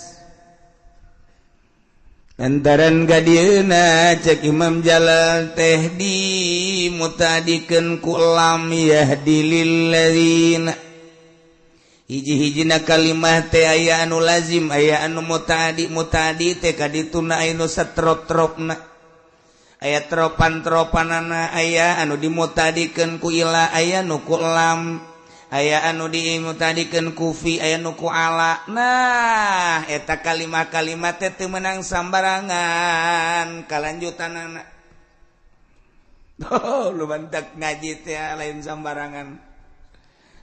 Ieu santri ngadepong di pondok pasantren aya anu 10 tahun 15 tahun tah deuk datang ka dinya. Lamun nasoro kabelah dituna ieu mutaadina teh ieu kumaha aya anu binafsihi aya anu bigairihi. Lamun binafsihi berarti langsung ka ditu ngamutaadikeun teh maf'ul tanpa make huruf. Aya anu ngamutaadikeunana ieu kudu make huruf dimutaadikeunana kudu kumana? Kudu ku ala, kudu ku fi, kudu ku ila dan lain-lain sebagainya. Kudu ku ba. Ieu pasantren teh mikiran gos gitu tah ketika ieu mah lain parantina kudu kumaha ieu kudu kumaha ieu lain parantina ieu mah ieu tah nu mantak lamun aya salah bae buatan batur kajahoan ku urang salah ieu budak ieu kumaha emang ieu teu nerop ieu ka dieu ieu tuh kan teu nerop mah teu nerop jore urang hulu kopeahna nomor 7 dipakean ku ari nomor 5 netren ngaranna tenerop eta. Tenerop. Uluna nomor 5 dipakean, nomor 7 toklok. Tenerop. Kawin ge sarua bae urang kasep kawin kanu gelis. Pariuk manggi kakeb. Pas. Tapi lamun urang kasep pamajikanna jore, ieu ge tenerop sarua bae. Eta mah kudu nyandung sebenarnya teh mah. Sia masa di hatean bebangun endeup teh ya. Heula-heulanan kumaha lamun awawena geulis asa lakina jore nah ieu lamun pasalakina kasep pamajikanna jore mah kan bisa nyandung lamun pamajikanna geulis ai boga pasalaki jore kan nasib hese geulis aya dinyana masyaallah nya jangkung lengjang deuh ieu kulitna ge pohara jasa hartina putih kuning nyamancung bulu matana bentik ya Allah ya Rabb haju susuna neuntreu aduh tuh aja pengen oh jangan kolot-kolot ge dehem ai nasib bapan hese ai celeketek pesek boga salakinya hidungnya pendek cekolot baheula mah beke ngaranna eta mah teh hese kan nasib atuh ngaranna ge eta kumaha bantah eta teh tenrok ngaranna nu kasep kawin jeung nu gelis eta mah pariuk mah kekepas kasep pamajikan jore ya tugas nasib geus bae tinggal tungguan di akhirat bae sih lah di dunia ieu moal kebal lah gitu bae mal kebal ge tetep teu tentrem eta aduh Masya Allah karim awalam yahdi lilladzina yarithuna al-ard apakah can jelas can nyata ka jelema anu cara ricing di muka bumi bisukna nyieun imah nyieun hotel muharajas can jelas kitu mimbadi hilaki ahli asabada dirusak ahli-ahli bumi kok masih keneh terus bae maksiat can jelas kitu lalakon nu baheula Kangjeng Nabi Nuh alaihi salam umat tadi kumahakeun can jelas kitu coba kaum Samud anu Allah nurunkeun Rasul Kangjeng Nabi Shalih alaihi salam siksa apakah can jelas kitu baheula teh kaum Ad diutus ku Gusti Allah Nabi Hud apakah can jelas ka umat-umat nu kuari deuleu nu baheula zaman Kangjeng Nabi Lut alaihi salam umat da kumaha jeung nabi-nabi nu lainna tadi dijadikeun barometer sih awas cak Gusti Allah encan jelas gitu hei khususna ka ahli Mekah encan jelas gitu hei ka para kapirin santerona khususna ahli Mekah atawa kapirin atawa kuari maka orang Indonesia nu dipimpin ku presiden anu paling kurusan dunia masalah emang kenyataan kos gitu presiden orang tetap aku hei bangsa Indonesia cek Gusti Allah loba teuing sa Indonesia mah hei 10 Jawa bating hei saprovinsi Jawa Barat gede teuing hei Banten Sabanten guys cukup Sabanten malah wahai manusia cek Gusti Allah di dunia umumna sadunya khusus nama ahli Mekah termasuk Indonesia lamun umum hei manusia can jelas itu ya kajelema anu nyari cingan bumi nyeun imah anu kokoh meuli imah teh lain sakadar puluh juta ratus miliaran ka dituna bahkan belas miliar 10 miliar bahkan lain boga imah na hiji ya urusan imah mah geus masalah geus ieu kalakuan kuari cara ricing di bumi Allah kalakuanana meuli korupsi zina judi bahkan teu percaya ka pangeran bahwa nu nyieun langit bumi teh Allah can jelas gitu ka jelema nu eta mibadi hilak ahliya sabada dirusak ahli-ahli nu balaheula awas maka teu dijadikeun iboh teu dijadikeun barometer allau nasa'u asabnahum bihurubihim naon sia lamun aing ngersakeun sarua aing nyiksa ka sia sakumaha dosa-dosa sia lamun sia dosana zina sarua jeung umat Kangjeng Nabi Lut ngadumling moal henteu ku aing disiksa seperti Kangjeng Nabi Lut umatna lamun sia buang kawarah ka Gusti Allah ka aing cak Allah deuleu kaum Samud deuleu kaum Ad teu saeutik nu ku aing baheula teh disiksa terus-terus ieu ku hari Indonesia sia kades mabok ambalaya di Indonesia awas ya cak Gusti Allah zina kuari magesambalaya menutup kemungkinan launa sya'u asabnahum bidzunubihim isaing sarua jeung umat bala maling korupsi terus bae awas launa sya'u asabnahum bidzunubihim mentek memehna ku Gusti Allah kuari dipanaskeun heula awas baheula teh kaum adban nu dibere panas teh 3 tahun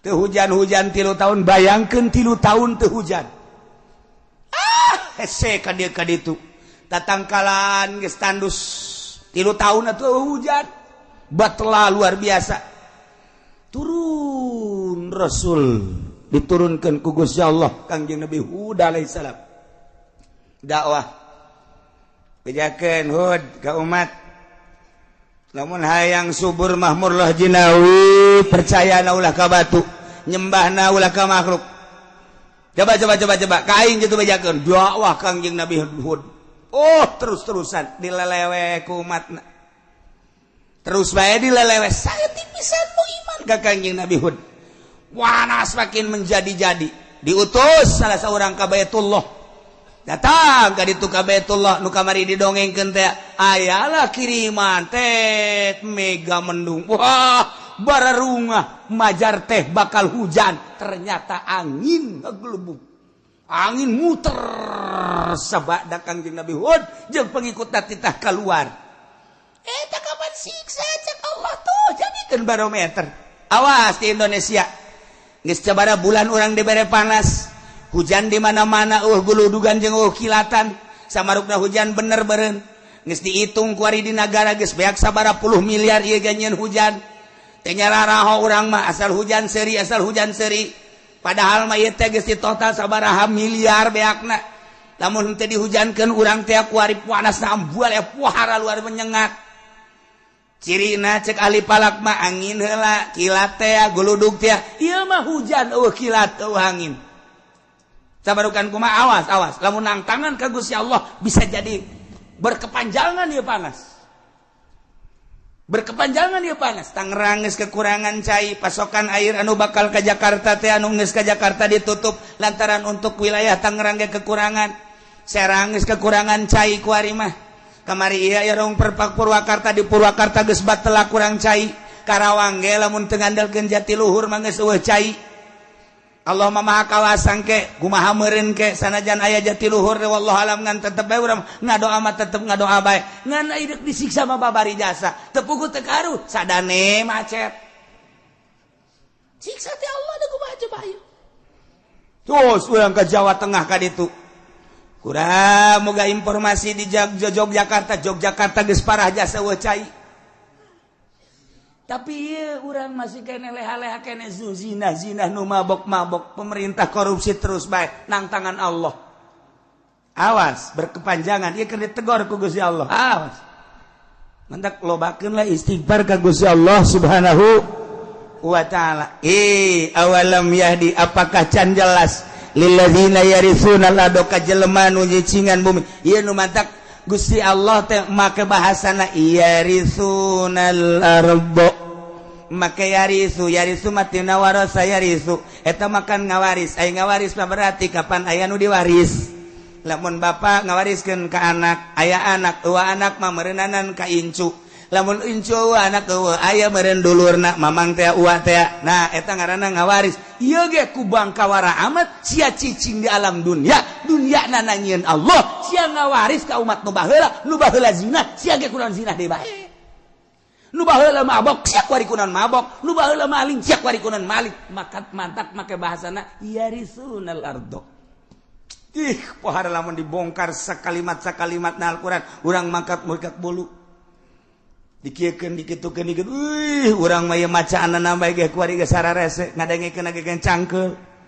padahal mah kurang kumaha kopi geus ngarokok geus bubur geus segala wuduk segala tetep bae ku ngadengenakeun cangkeul geus neuleuh deui ka jam bangun dek demo teh ka aing sia aduh Gusti Allah lagu ento ngeta mun boga janji meureun neuleuh deui jam ieu janji aing jeung jahe tuh ieu bahasa Yarisuna sia cicing neruskeun lalakon umat nu baheula dizina disiksa umat nu baheula mabok disiksa ku Gusti Allah umat nu baheula maling disiksa ku Gusti Allah umat nu baheula kafir disiksa ku Gusti Allah awas sia ngawaris nu baheula sarua sia ge ku aing disiksa deui geus kasaksian ku urang kamari tsunami 200.000 manusia asahina jasa mobil single yang imah bangunan single lenceng asahina jasa kabeh ge dunia jeung manusia seusina asahina urang neuleuh tsunami gempa Yogyakarta tsunami Pangandaran gempa Sukabumi Gunung Galunggung Yogyakarta gunung deui kuari ke batuk-batuk bae gunung deui sarua bae teguran ti Gusti Allah ieu teh ulah kejadian alam sakumaha nu kamari dicaritakeun ieu teh teguran ti Gusti Allah kuari panas teguran ti Gusti Allah. Ayo sia Presiden Jokowi nek merubah tentang perekonomian sia nek beralih nu tadina Amerika kuari dek diasupkeun Hong Kong Cina kuari sia dek diasupkeun Cina kuari berangkat ya negara teh ayo sia Amerika tetap baik terus mendesak Cina geus diasupkeun ka urang geus dibuka lebar-lebar asup ka urang sementara jeung Amerika ge can selesai dolar ditaekeun ku Amerika tina 9 naik 10 naik 11 naik 12 naik 13 kuari geus 13,9 geus 14 ayo sia udag-udagan jeung aing berangkat sia Cina cek Amerika perang Cina jeung Amerika di negara urang ti perekonomian urang teh naon urang teh naon kok jadi kos kieu sih kok jadi kos kieu sih kok beusi meuli 2.000 ngajual guru 1.000 kok beusi meuli 3.000 dijual 2.000 atuh ieu mah bebeakan ka kolor-kolor ieu mah lain gulung tiker gulung bale ieu mah tuh tidak kumaha coba ieu perang urang teh nyaho bangsa Indonesia mah kulantaran bodoh atuh seserian bae bodoh orang Indonesia mah teu nyahoana naon ieu teh keur perang Cina jeung Amerika di bidang perekonomian kulantaran perekonomian jadi tombaknya tolak ukurna perpolitikan teh jalan perpolitikan di urang teh teu stabil deuk kabangun kumaha lamun perekonomian macet kuari Cina kakarak dibuka asuplah ka urang produksi encan Amerika dikatukangkeun sedangkeun bahan baku beulianana kudu make dolar taekeun sia ku aing kaudag moal ku sia sementara hitung-hitungan anak ahli ekonomi di urang teh encan mampu kos kieu keberadaan anak nek kumaha sedangkeun jelema nyeun pabrik di depan eta teh make duit negara sekian triliun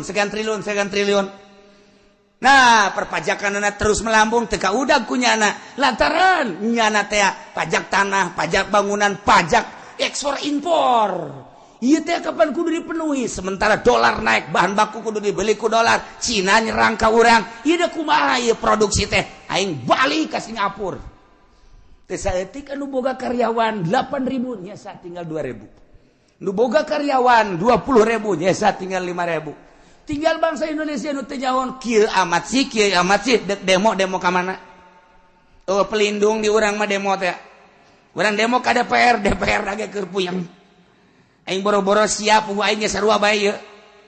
Nah, ieulah keberadaan Indonesia seperti kieu.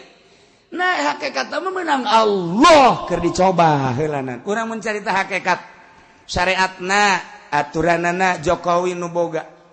Kuari keur diresapel kumaha perbaiki hayo coba menteri poh ieu ganti teu bakal gitu-gitu kene. Nemadak Habibie ngomong terpuruk sepanjang sejarah Indonesia perekonomian saat ini. Lain cek aing cek Habibie. Kamari Habibie datang ka dia.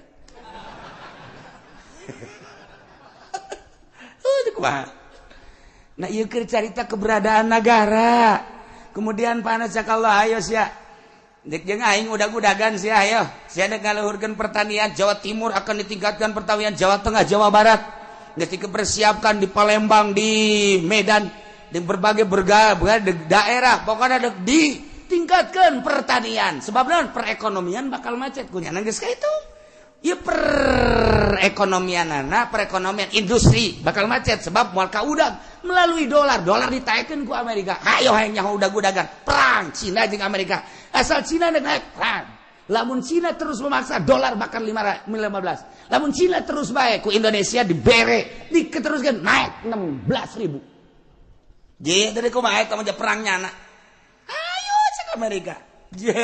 Pas gitulah perang. Beda deui jeung perang di Irak, lain deui di Irak mah. Ai di Irak mah Saddam Hussein teh deuleu sejarah. Cek Saddam Hussein manyaing teu mampu sih ko transaksi make kitu. Hilang dolar bae. Ku ini ditaikeun Islam teh.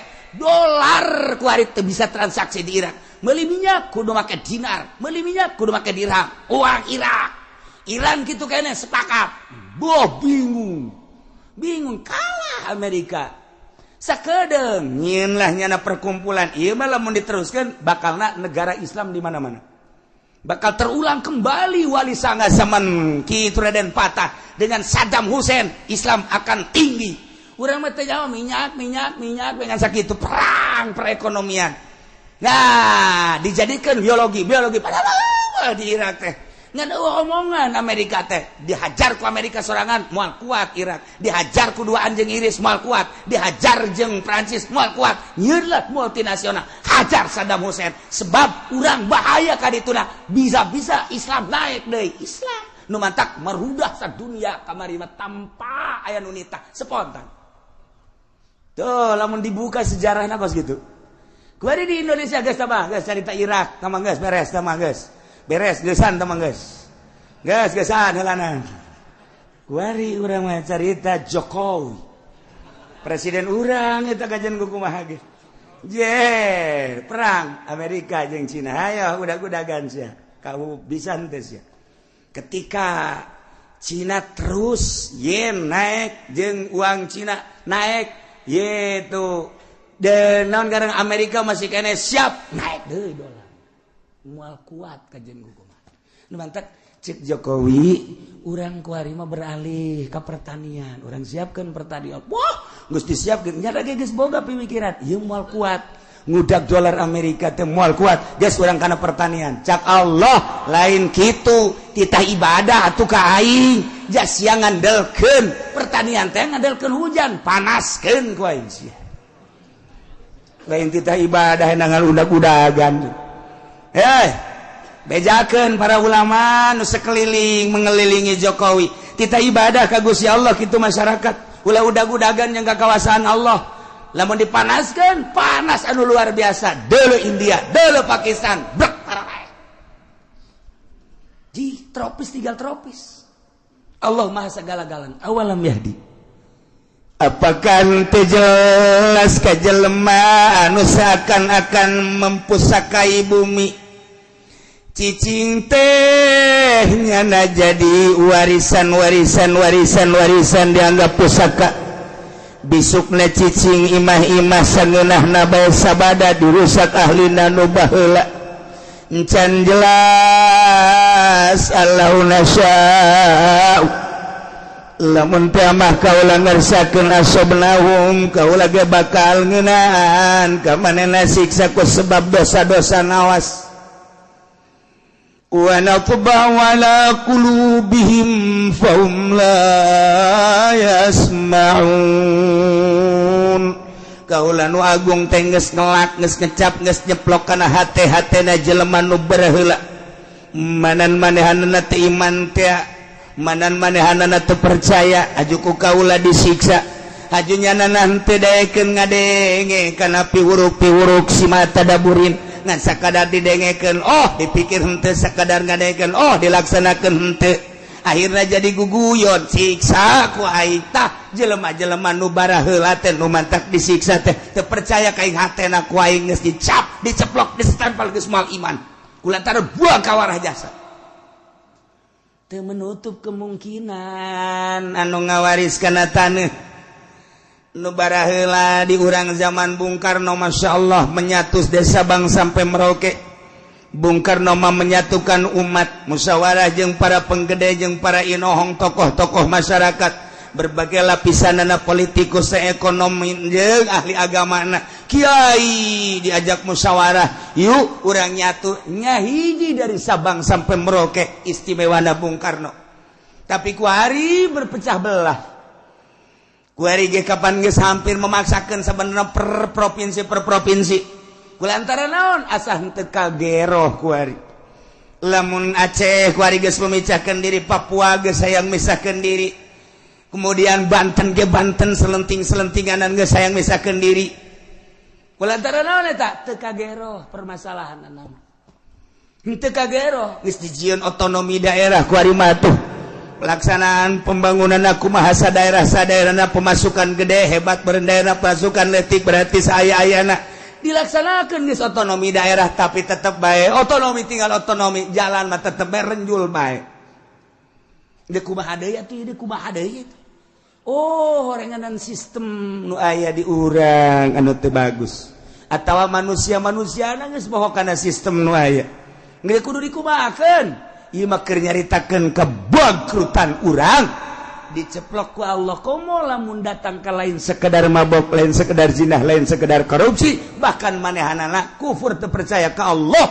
Ieu diceplok ku Gusti Allah. Asal geus kararitu dalekeun cak Allah law nasya'u asabnahum bidzunubin siksa ku aing teu menutup kemungkinan cara umat nu baheula jaga ku urang tina siksa Allah urangna babalik ka Gusti Allah subhanahu wa ta'ala. Tilkal quratu kampung tuh negara tuh kota allati maradzikruha nu geus dicaritakeun tadi geus kaliwat naqussu alaika kaulah nu agung nyaritakeun ka anjeun ya Muhammad Muhammad min ambaiha tina caritaan-caritaan eta nagara tuh dele ketika di Irak bangkawarah manusia setelah Kangjeng Nabi Adam turun di India kemudian anak baranakan Kangjeng Nabi Adam teh kemudian tes Kangjeng Nabi Adam Kangjeng Nabi Idris di Irak dilanjutkan ku Kangjeng Nabi Nuh alaihis. Tilkal qura tuh kampung Irak tuh negara Irak utara. Di situlah Kangjeng Nabi Nuh dilahirkan, didinya lah Kangjeng Nabi Nuh dakwah di tengah-tengah masyarakat anu luar biasa biadabna. Didinya maling, didinya zina, saha nu gagah, saha nu menang teu percaya bahwa langit bumi nangieun Allah. Kangjeng Nabi Nuh diutus titah iman ka Allah disangsarikeun. 950 tahun Kangjeng Nabi Nuh umurna 1000 tahun, 950 tahun eueuh nu iman eta dakwah. Ya Allah ya Rabbi. Urang mah nyeun pondok kakarak 5 tahun eueuh nu mondok bae geus frustasi. Orang dakwah nu ngadengekeun bage geus frustasi. Deule Kangjeng Nabi Nuh 950 tahun eueuh ngan Kangjeng Nabi Nuh terus bae tabah diusir bala Kangjeng Nabi Nuh. Tidinya instruksi Gusti Allah nyeun kapal. Nyeun kapal Kangjeng Nabi Nuh. Saling-sarikeun. No. Ai nyeun kapal mah deket laut, lain di tengah-tengah negara. Sia mawana ka ditu kumaha jeung leumpangna kumaha? Kapal mah ayana di laut. Cek Kangjeng Nabi Nuh kulama instruksi ti Gusti Allah lah udah sok Allah-Allahan edan siapa Nuh geus teu dianggap tapi tetep bae Kangjeng Nabi Nuh terus kesimpulan nama Nuh awas ieu umat geus disiksa saha anu iman kuateun Kangjeng Nabi Nuh dakwah awas siksa ieu mah bakal datang nu iman naik ka dieu naik anak Kangjeng Nabi Nuh opat Yapis, Ham, nah Kanan nutilu asup kalau ka parahu nu hiji Kanan mah henteu. Anak sorangan Kanan teu percaya ka Abah. Teu percaya ka Abah nama di Rasul. Ieu urang teh ieu teh turunan tilu-tilu Yapis, Ham sakitu. Dijelaskan ku Kangjeng Nabi di hadis Bukhari. Yapis bapak orang itu Sam bapak orang itu, Ham bapak orang itu. Jadi orang teh keturunan tilu-tilu Kangjeng Nabi Nuh alaihi salam moal kaluar ti dinya. Arab turunan dijelaskan ku Kangjeng Nabi. Arab turunan bapana ka dituna ka Kangjeng Nabi anak Kangjeng Nabi eta. Kemudian ngatu gaduh naon gatu ngaranna ge tu Iran, Persia.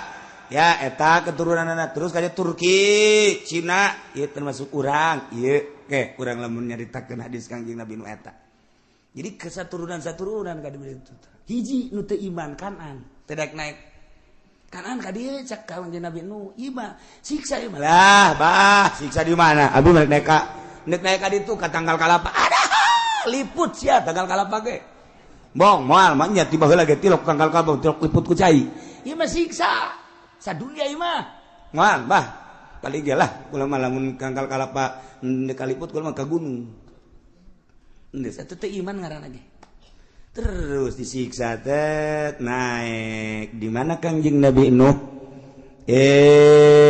tu singgahna ye gunung naon gara-garana kapal judi di Al-Qur'an gunung judi di mana eta di Turki nah jadi di Irak terus ngeungkeun kapal teh eureun-eureun di Turki tah eta lah kuari geus diketemukan di Gunung Ararat di dinya Turki aya kapal Kangjeng Nabi Nuh sebelah kirina sekitar bangsa 50 meter di dinya aya masjid masih aya keneh kuari ge masjid urut Kangjeng Nabi Nuh alaihi salam geus jadi batu masjid Kangjeng Nabi Nuh di dinya kapal aya keneh urut kapal Kangjeng Nabi Nuh jadi kapal teh singgah teh lain di laut tapi di luhur gunung judi kuari aya keneh kuari aya keneh geus dipoto urut kapal Kangjeng Nabi Nuh teh.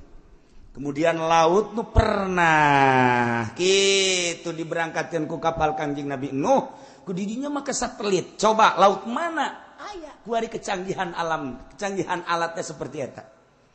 Jadi kuari mah lebar kapal Kangjeng Nabi Nuh, panjang kapal Kangjeng Nabi Nuh diketemukan oleh 4 negara. 1 negara Amerika bersama-sama dengan Arab, nomor katilu Jerman, nomor kaopatna Irak. 4 negara Mesir, 4 negara ieulah anu terus menelusuri tentang kapal Kangjeng Nabi Nuh. Kuari geus dijadikeun kitu mitos. Geus dijadikeun kuari aya kapal Kangjeng Nabi Nuh, masjidna aya urut Kangjeng Nabi Nuh singgah di luhur gunung. Masyaallah. Aya 2 masjid, hiji di dinya, nomor kaduana di Tajikistan. Nah, jadi eta lamun urang ka ditu engke naik ka gunung bakal kapanggih jeung masjid urut Kangjeng Nabi Nuh alaihi salam. Ke lamun urang ka Tajikistan ka ditu ente naik kula mah balik. Para raih bisa sia di luhur gunung. Aya tapi make kapal heli di sorotan aya. Masyaallah. Terbukti ieu teh orang Amerika ingin membuktikan coba di mana sih ke gunung judi dan di mana sih singgahnya kapal dan bagaimana ditelusuri selama 5 tahun menelusuri eta 5 tahun menelusuri eta alhamdulillah terbukti iyalah geus dibukti-buktikan ku Gusti Allah nyana nama asup Islam kemudian loba nu asup Islam di Amerika ketika manehana nyaritakeun tentang terbukti nah baheula zaman Kangjeng Nabi tutup ku Amerika teu meunang dicaritakeun bahaya ieu mah Masya Allah nailah cerita tilkal qura tun negara anu baheula ahlina iman ka rasulna begitu Allah ngutus Kangjeng Nabi Nuh alaihi salam umatna tetep bae henteu iman siksa ku Gusti Allah tilkal qura negara itu disiksa ku Gusti Allah. Nomor kaduana negara kaum Samud eta adalah kaum Kangjeng Nabi Shalih alaihi salam eta ngaranna Madain Soleh lamun Kangjeng Nabi nyaritakeun dina kitab Bukhari hadisna aya Batnul Wadi ketika Kangjeng Nabi di Zulhulaifah Kangjeng Nabi teh cicing di Batnul Wadi antara Batnul Wadi jeung Yordan di dinya aya ngajana Madain Soleh lamun dina Al-Qur'an aya surat Hijr eta surat Hijr teh eta tuh di dinya lah disiksa kaum Samud teh lamun terus urang ka Yordan aya Petra di ditu tersisa ditinggalna tilkal qura disiksa kaum Samud mana deui tuh Ad kaum Ad di mana Ad kaum Ad teh antara suhu di Arab Madinah antara Madinah jeung Yaman belah ditu aya Ahqaf karana mentak dina Al-Qur'an aya suratul Ahqaf. Ahqaf eta dataran luas, dataran pasir, urang menyebutna gurun pasir Sahara ngaranna Ahqaf. Teh lamun urang dina Al-Qur'an suratul Ahqaf Yaman. Kaum Ad di Yaman, ditinggalna kaum Ad. Mentak diutus Kangjeng Nabi Hud alaihi salam Yaman. Mentak aya kuburan Kangjeng Nabi Hud di Yaman mah osok di haolan. Wah, ramena luar biasa. Ditinggal para nabi di Yaman. Kangjeng Nabi Kangjeng Nabi Sulaiman aya di Yaman, ditinggalna Kangjeng Nabi Sistea. Kemudian Kangjeng Nabi Hud ge aya berbagai nabi-nabi jeung wali-wali. Nu mantak paling istimewa sadunya adalah Yaman. Sunina kuat jasa gempur ku Yahudi. Moal bisa Yahudi ngagempur eta lamun tanpa make umat Islam dicuci otakna, anak buahna teh dicuci otakna supaya menyatakan Islam teh seperti ieu. Jadi kena ISIS berangkat. Kuari ku ISIS diacak-acak kuburan-kuburan teh. Wah, kiai-kiai terus dibeakeun. ISIS terus baik. Iyalah supaya jadi Wahabi. Sebab ku Wahabi Yahudi ngeunaheun jasa. Ku Yahudi mah ku Wahabi mah Yahudi teh ngeunaheun jasa. Nek nyaplokna naon ge itu hasil-hasil bumi teh ngeunaheun jasa. Selama make Sunni ortodok lamun di Irak mah Islam ortodok. Ahli toriko iya bahaya. Urang teh teu meunang nyaritakeun tentang tuh Tuan Abdul Qadir. Urang teu meunang nyaritakeun tentang Kangjeng Nabi urang teu meunang nyaritakeun tabaruk. Yahudi teh ngaulahkeun hese ku Yahudi mah melalui Wahabi. Kos kitulah kuari asup ka Indonesia Wahabi Syiah asup. Mentak lobalah pertanyaan-pertanyaan mahasiswa untuk mempertanyakan kebenaran kewalian Maulana Hasanuddin. Mempertanyakan kebenaran kewaliannya Syekh Yusuf, mempertanyakan kewaliannya Syekh itu Asnawi, mempertanyakan kewalian Wali Sanga. Ketika orang nyaritakeun nyana wali, apa dasar kewaliannya? Coba, lamun tahun-tahun sabaraha naon ditinggalna. Nah, ketika orang nyaritakeun Cirebon Syekh kitu Syarif Hidayatullah dideuleu ku urang keramikna, dideuleu ku urang potongan bangunanana. Ieulah ngajadikeun mitos maka didinyalah bakal kanyahoan tahun sekian. Maka dengan ayana kos kitu jelaslah kewalian Syekh Syarif Hidayatullah dihancurkeun ku nyana supaya anak incu urang ulah bisa ngaritakeun deui. Di urang tidak menutup kemungkinan bakalna Cirebon hancur, Wali Sanga kabeh dihancur-hancurkeun. Banten ge dihancurkeun. Supaya kuari mah urang masih kana bisa nyaritakeun, engke bukuna bakal dibeakeun kabeh beuleuh. Rencana Yahudi seperti eta. Ulah sampaikeun ka nyaritakeun karuhun-karuhun kewalian. Ieu nu mantak jadi kekuatan Islam teh. Nu mantak kuari Arab teu kuat teh lantaran naon? Lantaran nyana geus teu nyaritakeun. Di mana makom Siti Khadijah kuari geus teu kadeuleu? Di mana ditinggal Kangjeng Rasulullah geus teu kadeuleu. Malah kuburan Kangjeng Nabi ge deuk dipindahkeun. Ya teh Yahudi. Ya Wahabi nurut bae deui. Ini kumaha coba ieu?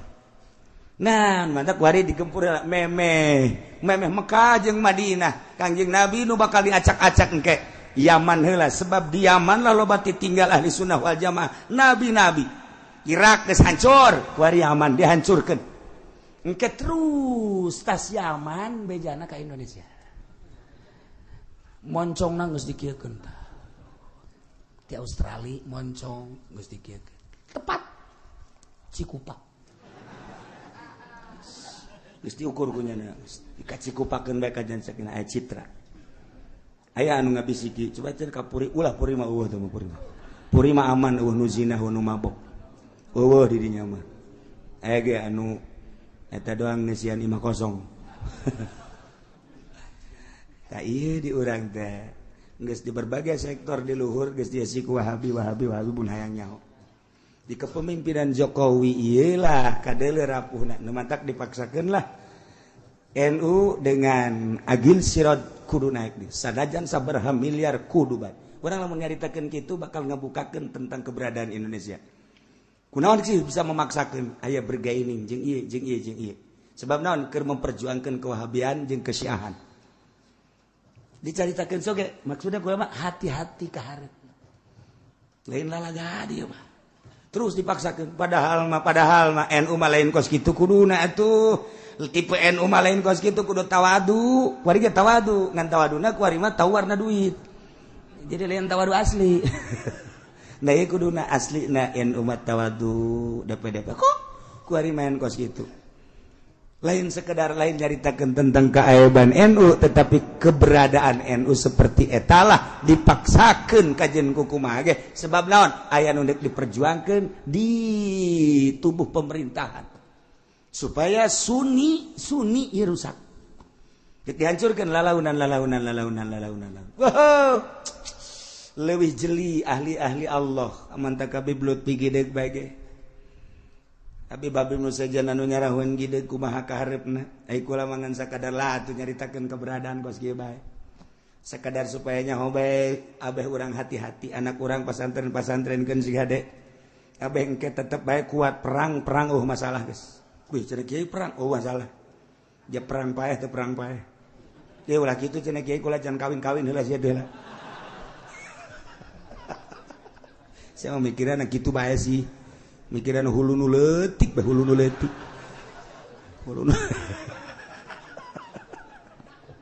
kula mah ingat mikiran hulu nu leutik sok inget ka jelema ku boga pamajikan opat ya tangan ku nyana diatur cak nyana teh kieu nya pokona mah asal giliran sia datang ka imah aing ka dieu sia balik isuk kana ieu datang jadi awewe nu datang sebab ai mah pan boga pagawean dakwah teh dagang teh dan lain sebagainya geus sia kudu nyaho sia datang ka waktuna masing-masing geus itu persetujuan pemajikan opat oke gara-gara nama ieu tah hulu nu leutik aing jadi inget bae tungtung nama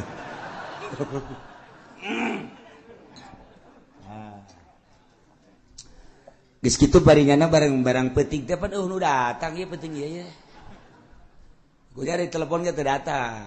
Geus kajeun lah penting ieu teu datang.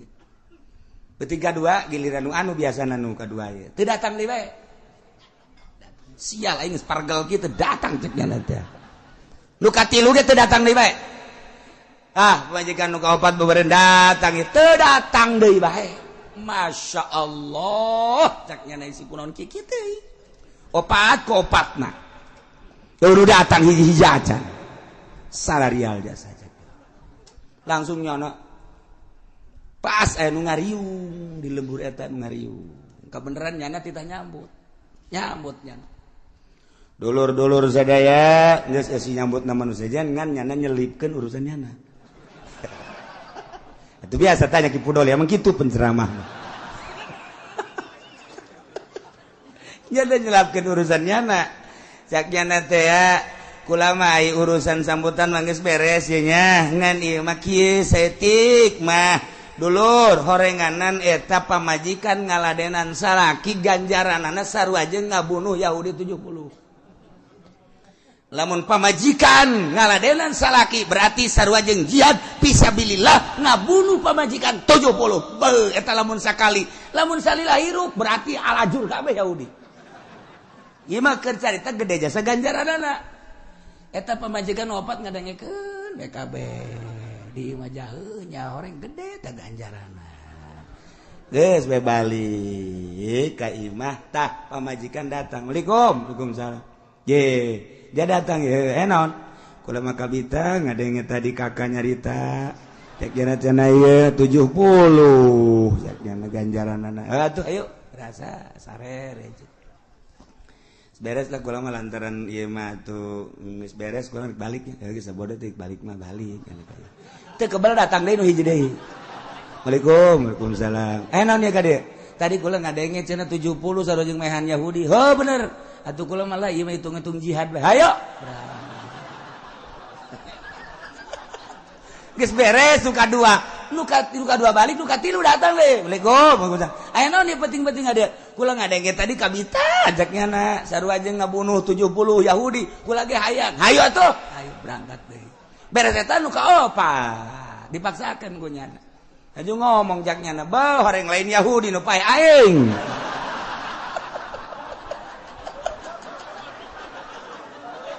tuh gara-gara nu leutik inget pae kadinya aduh jaknya lain Yahudi nu modar aing isu ka rumah sakit teh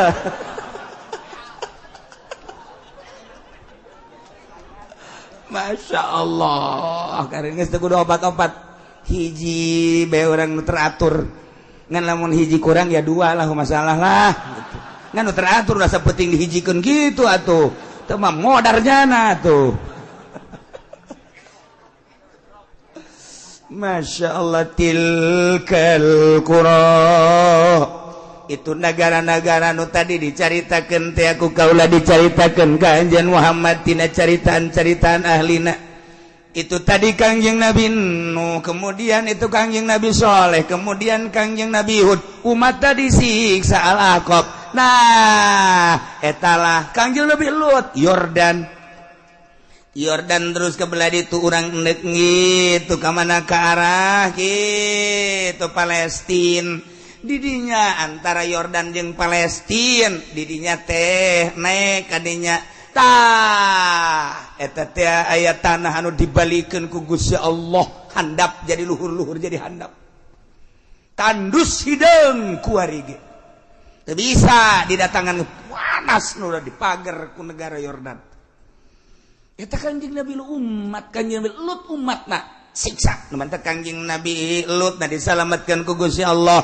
ti Yordan teh tinggal lompat ka Palestina salamat Kanjeng Nabi Lut ngan pamajikanana korban tuh lamun urang nyaritakeun tentang hidayah Kanjeng Nabi Nuh anakna teu iman Kanjeng Nabi Lut pamajikan teu iman Kanjeng Nabi urang mamangna teu iman Kanjeng Nabi Ibrahim bapana sorangan teu iman ya Allah ya Rabb mahal hidayah tilkal qura negara-negara nu tadi dicaritakeun Muhammad ku kaula dicaritakeun ka anjeun tina caritaan-caritaan tentang ahlina anu bangkawarah teu nurut ka Rasul siksa teu menutup kemungkinan umat setelah eta ge mun teu nurut ka aturan-aturan Rasulullah disiksa Indonesia geus sabaraha kali disiksa nu tadina Jawa nu tadina Banten jeung Sumatera ngahiji kuari jadi pisah lantaran Gunung Merapi jadilah Selat Sunda di dinya teh